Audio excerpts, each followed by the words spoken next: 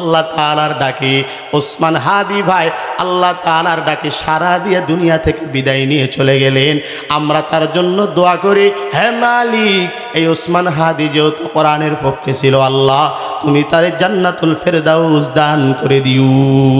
তবে দুঃখের সংবাদ হলো, আমার এই ওসমান হাদি ভাই তার একটা কথা বারবার সে বলতো, আমি উলামায়ে কেরামের বিপক্ষে না, আমি হলাম উলামায়ে কেরামের পক্ষে, কারণ আমি উলামায়ে কেরামদেরকে ভালোবাসি।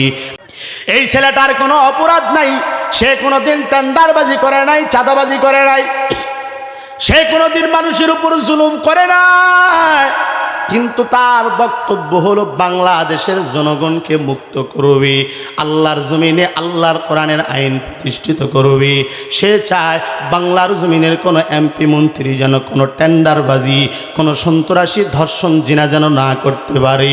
তবে আমগো বাংলাদেশের মধ্যে সত্য কথা যারাই বলে তাদের বিপদ ঘনিয়ে আসে, কথা বলেন ঠিক কিনা? ভাইয়েরা আমার, দুঃখের বিষয় হলো, যেই সন্তানের জন্য আপনারাও দোয়া করলেন, আমরাও দোয়া করলাম, কোন দলের প্রতীক না, কোন দলের দালালি না, যেই সন্তানটার জন্য এতদিন দোয়া করলেন, ভাইয়েরা আমার, চাঁদাবাজের বিরুদ্ধে লড়াই যারা করবে, যারা সন্ত্রাসীর বিরুদ্ধে লড়াই করবে, কি করবে বলেন?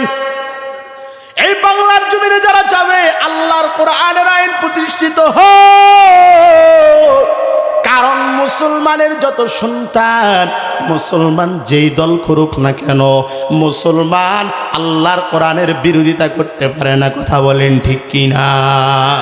ভাইয়েরা আমার, এই যে আমাদের বাংলাদেশের গর্বিত একজন সন্তান ওসমান হাদি নাম আছে না নাই? এই যে কয়েকদিন আগে যে যুবকের মাথায় গুলি করা হলো, কথা বলেন ঠিক কিনা? এমন কোনো যুবক নাই যেই যুবক জানে না, এমন কোনো বৃদ্ধ নাই, এমন কোনো উলামায়ে কেরাম নাই হাদির জন্য কান্না করে নাই, কথা বলেন ঠিক কিনা?